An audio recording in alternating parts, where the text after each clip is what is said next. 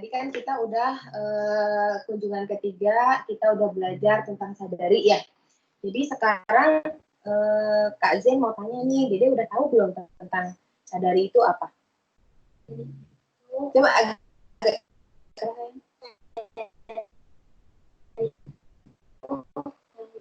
perubahan payudara untuk mendeteksi kanker payudara. Oke, jadi sadari itu bisa dilakukannya Pada saat setelah mandi, ketika berdiri di depan kaca, Oke.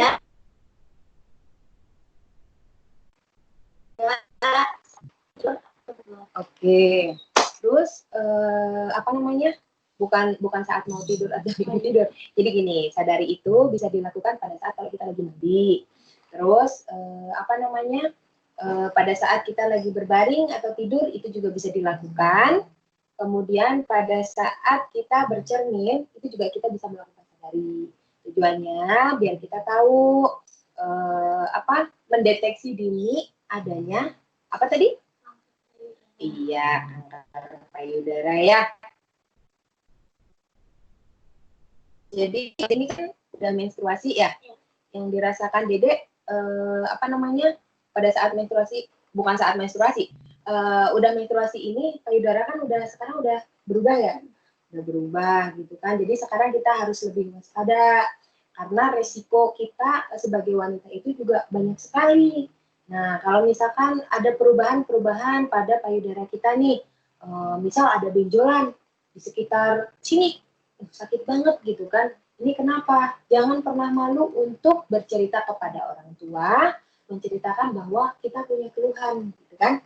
Nah, selama ini Dede kira-kira ada yang nggak diketahui nggak, atau permasalahan apa sih yang sekiranya Dede nggak tahu bisa ditanyakan ke Kak Z? Waktu itu saat pertama kali pertumbuhan, sangat sakit sih sebenarnya. Terus? Tapi nggak tahu itu apa, jadi aku diam aja tanya Umi. Tapi saat itu lagi kerja, jadi aku takut mengganggu. Oke, jadi gini, kita bisa lihat di sini sayang ya. Jadi kalau untuk perubahan payudara, Dede nggak usah khawatir, itu hal yang normal ya. Kalau perubahan yang dimaksud perubahan di sini adalah perubahan warnanya, gitu kan. Kalau payudara kita ada rasa berubah warna, kemudian kulitnya itu ada kayak berkerut gitu kan, terus sakit banget, ada benjolan gitu, itu harus waspada. Tapi kalau misalkan rasa-rasa yang sakit biasa aja, maksudnya biasa aja itu dalam artian sakit karena bukan kemerahan, ya, itu masih dalam batas normal, dan itu adalah sakit memang payudaranya mau tumbuh. Oke. Terus kalau misalkan Dede melakukan sadari, Dede udah diajarin ya tadi? Ya. Udah bisa. Tadi gimana aja cara-cara langkahnya? Pertama, kita mengangkat ibu tangan kita, lalu lihat perubahan di payudara kita. Lalu selanjutnya taruh tangan kita di pinggang. Setelah itu kita melihat perubahannya juga. Lalu hadap kanan, kiri, dan kiri. Lalu setelah itu angkat tangan kiri ke atas, lalu coba diputarkan seperti ini. Diraba, lalu boleh lagi ke sebelah atas ke bawah, lalu naik ke atas ke bawah. Setelah itu juga dipencet sampai ke puting, dilihat ada cairan atau tidak, keluar tanah atau tidak. Oke, udah pinter ya, berarti bisa melakukan pemeriksaan payudara sendiri di rumah secara mandiri. Kalau misalkan ada apa-apa, cerita sama Umi boleh ya, sama orang tua gitu kan. Kalau ada keluhan jangan malu untuk menceritakan. Nah, kalau misalkan, nih kok Dede ada ini gitu kan, biasanya kan ada yang malu ya. Nggak usah malu, Dede bilang aja. Jadi kita punya mendeteksi diri kita sendiri bahwa sadari itu memang penting gitu ya. Ada lagi nggak yang mau ditanyain? Ada. Terus oke, ini nanti gambar-gambarnya Dede bisa lihat ya tuh. Ya. Hal-hal yang harus kalau misalkan yang pertama Dede harus ngomong orang tua, iya, orang tua sama Umi ya. Terus apa namanya, nanti Dede setelah itu bawa ke gak diapa-apain, ya paling diperiksa dulu ya, diperiksa dulu sama dokter, nanti di kalau bahasanya mah di USG payudara ya. Nah, nanti dilihat pakai sinar itu bahaya atau tidak gitu ya. Di nanti langkah selanjutnya Dede kalau di rumah boleh ya, boleh melakukan sadari sendiri. Oke? Oke. Ya, begitu saja penyuluhannya. Nanti kalau misalkan Dede nggak tahu tentang apapun yang mau ditanyain ke Kak Zen, boleh tanya ya. Ya, begitu saja Bu. Untuk pendataannya udah Bu di mute.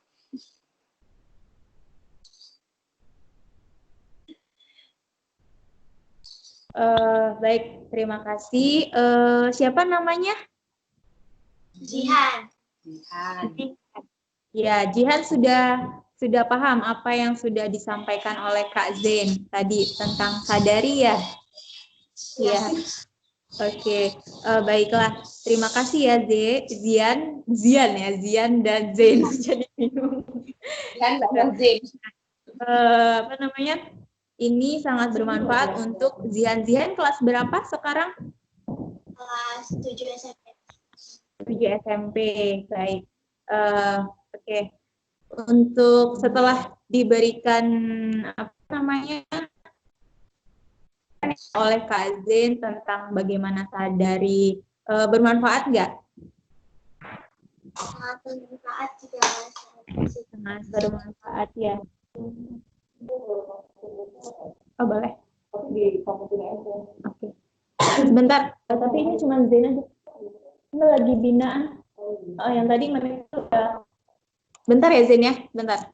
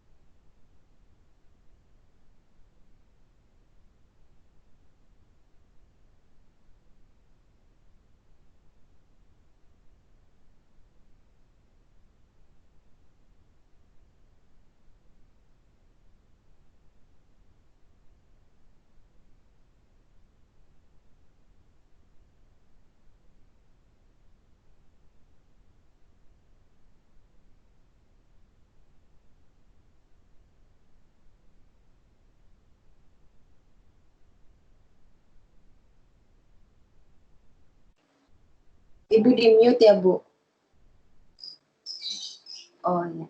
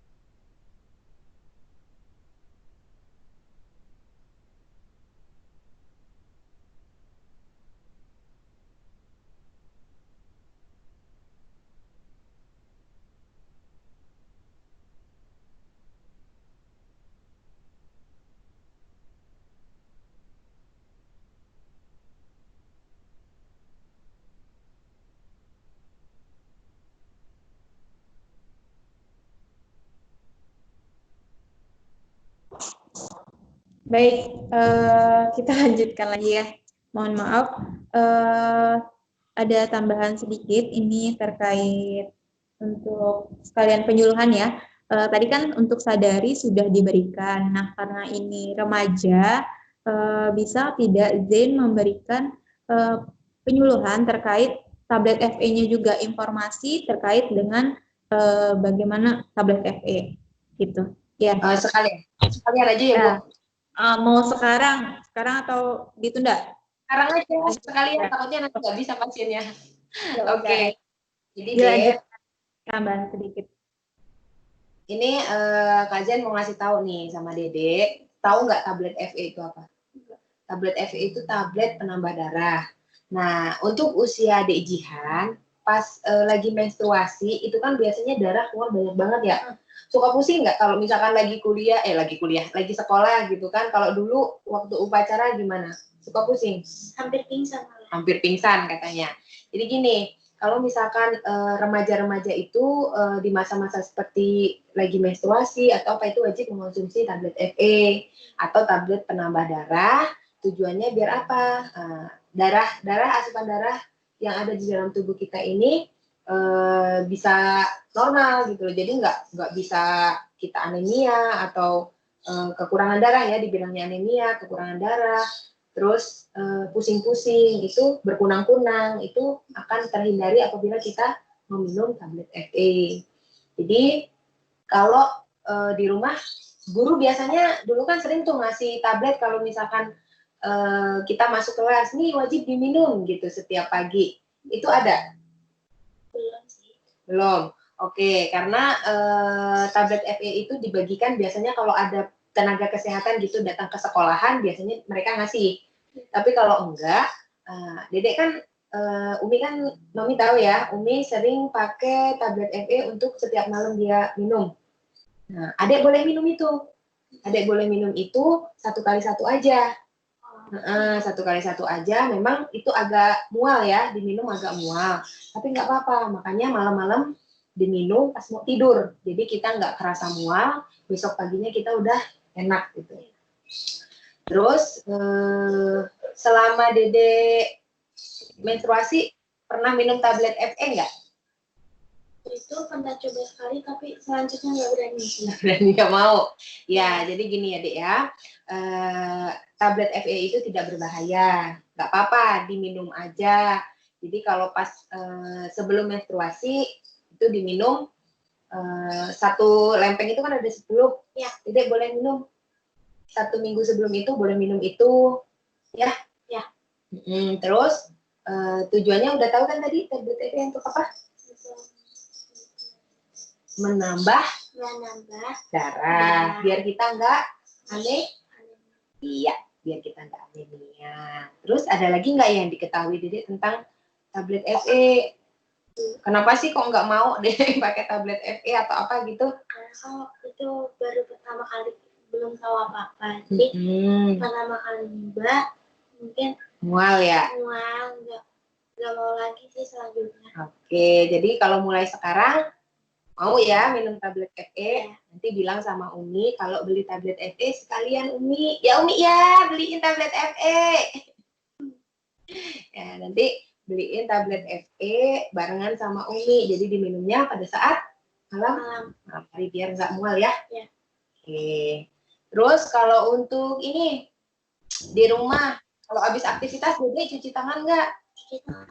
Cuci tangan. Ya.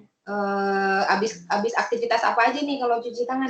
Semisal dari warung, karena dari proses begini kita sering-sering cuci tangan dari luar, bepergian. Setelah cuci tangan juga biasanya langsung dilanjutkan dengan membersihkan badan. Oke, jadi kalau habis pulang dari mana gitu, ngapain dulu? Mandi dulu atau bobo? Apa ngapain, istirahat? Atau cuci tangan dulu. Cuci tangan, terus? Ya, lalu setelah itu mandi apa ngapain? Mandi dulu, setelah itu baru istirahat. Oke, bajunya ditaruh di mana? Di depan mesin cuci, karena kalau disatuin sama baju kotor yang dipakai dalam rumah, mungkin agak susah dicucinya. Jadi dipisahin ya bajunya? Ya, dipisah. Oke, baju yang habis dari luar dipisahin, sama baju yang sering dipakai di dalam ya? Ya. Oke, terus kalau bepergian suka pakai masker atau face mask nggak? Lebih sering pakai masker sama face mask, karena kalau pergi misalnya mau belanja disuruh pakai sarung tangan, apalagi kalau lagi ke pesta atau acara-acara lain disuruh pakai sarung tangan. Oke, terus kalau Dede sekarang di sekolah udah aktif atau belum sih? Belum, masih di rumah. Masih online ya?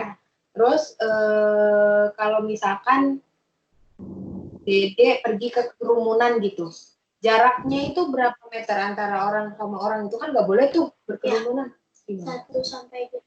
Oke ya, jadi kita harus menjaga badan kita, jaga tubuh kita biar kita terhindar dari hal-hal yang tidak baik ya, kayak misalkan virus corona gitu kan. Menjaga badan kita biar kita nggak anemia, kita harus mengonsumsi tablet FE cukup. Jadi kalau kita biar nggak ketularan corona, kita ngapain aja? Yang pertama, ya, lalu sering-sering cuci tangan, dan setelah dari luar atau bepergian kita langsung membersihkan. Oke, terus kalau makanan Makanan. Oke, udah 4 hari masuk belum? Kadang-kadang. Kadang-kadang. Sukanya makan. Makan. Pedi ya. Jadi makanan tiap saat sebenarnya jangan perbanyak sayur-sayuran, kemudian apa namanya yang dibilang tadi, Dede pas hari nggak sempurna ya susu, buah, semuanya itu. Terus berjemur, kalau berjemur gimana kata Kak Zin?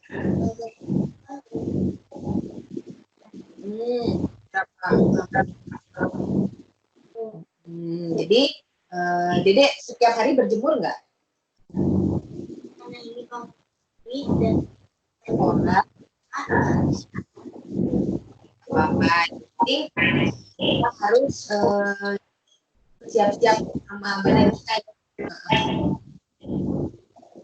Ya, Bu, terima kasih. Ya, terima kasih. Jadi sekarang tadi kan udah disampaikan ya terkait tablet FE gimana manfaat dan gunanya. Nah sekarang mudah-mudahan si Zihan udah nggak takut lagi nih minum tablet FE karena tadi mual ya katanya ya. Nah mudah-mudahan informasi dari Kak Zen membantu supaya Zihan mau mengkonsumsi tablet FE karena tadi manfaatnya sangat luar biasa ya. Karena kita sebagai wanita itu mengalami menstruasi, jadi akan kehilangan darah dan membutuhkan asupan nutrisi juga untuk menambah darahnya. Nah, gitu. Nah, tadi juga terkait COVID, Zihan pinter ya, luar biasa. Apa namanya? Tanggap ya apa yang diinfokan oleh Kak Zen, mudah dipahami gitu ya. Jadi si Jihan juga apa namanya? Langsung mengerti apa aja nih yang nggak boleh dilakukan dan apa aja yang harus dilakukan selama pandemi ini. Oke, mudah-mudahan ilmu dan apa namanya yang diberikan oleh Kak Zen berguna dan dapat diterapkan di kehidupan sehari-hari. Ya, dan tadi tentang sadarinya juga kan tadi udah dipraktekin nih, kayaknya udah penangkapannya juga udah pinter ya, udah bisa. Nah, itu nanti silakan si Jihan mempraktikkan kalau di kehidupan sehari-harinya gitu. Oke ya, semoga bermanfaat. Ya, terima kasih. Iya, terima kasih Ibu. Ya. Oke, mungkin nanti sekarang evaluasi ke Zennya. Zihannya masih mau di sini atau boleh itu dulu mau gimana? Oh, Ya tiduran nggak boleh. Bu, situ nggak apa, Bu. Oke. Ya, tadi yang sudah disampaikan sudah cukup baik ya informasinya, mudah dipahami oleh si sasaran kita, apalagi sasarannya kan adalah remaja. Jadi untuk materi atau informasi-informasi yang diberikan itu mudah ditanggap dan mudah dipahami. Kemudian karena ini sudah 4 kali ya jadinya, ini Iya, kunjungan keempat. Oke. Nah, waktu kunjungan pertama itu Zen ngapain aja? Kunjungan pertama saya menjelaskan tentang sadari. Kemudian beliau kan belum tahu tentang sadari itu apa, karena memang remaja awal yang benar-benar awam banget Bu, gitu kan. Orang tuanya juga tidak menjelaskan tentang sadari sama sekali. Kemudian kunjungan kedua, Zen langsung mempraktikkan sendiri cara melakukan sadari. Kemudian anaknya juga belajar melakukan sadari. Nah, kemudian Zen pesan nih sama anaknya, nanti kunjungan ketiga, adik harus sudah bisa bagaimana cara melakukan sadari sendiri, dia bilang gitu kan. Kemudian tadi hari ini kunjungan ketiga, adiknya udah bisa melakukan sadari dan udah tahu sadari itu untuk apa. Barusan juga dikasih apa tentang tablet FE, beliau juga belum tahu tuh manfaat dari tablet FE. Nah, barusan juga udah langsung nyantol, nanggap, alhamdulillah sih Bu, itu aja. Oke. Ya, baik. Berarti dari Bina Keluarga ini ada hasilnya ya. Jadi kan tadi dari si sasarannya belum tidak mengerti, tidak tahu bagaimana itu sadari.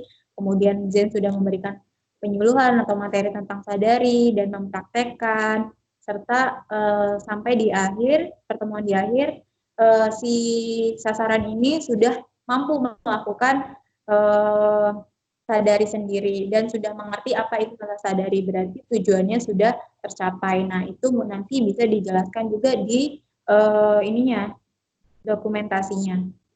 Baik, Bu. Nah, kemudian itu untuk kunjungannya, untuk keluarga binanya berarti berhasil ya. Nah, untuk tablet FE-nya mungkin nanti di luar perkuliahan ini Zen bisa melakukan lanjutan. Jadi memang untuk semoga itu bermanfaat untuk si sasarannya tadi untuk Zihan. Jadi nanti kan karena ini satu rumah kan ya, anak kos. Iya. Iya, anak kos. Nah, jadi ada intervensi lanjutan gimana sih adiknya mau mengkonsumsi nggak, udah mengkonsumsi atau belum gitu. Nah, itu untuk tablet FE-nya. Nah, untuk COVID juga bagus, tadi sudah disampaikan ya, karena mudah dipahami juga. Oke, mungkin untuk kunjungan hari ini sudah selesai, kita langsung lanjut ke bergabung sama teman-teman yang lain ya. Ini mau menyampaikan tadi yang ada sedikit revisi tambahan dari Bu Lwita. Baik, Bu. Ini rekamannya saya hentikan ya, Bu ya? Ya, rekamannya silakan dihentikan.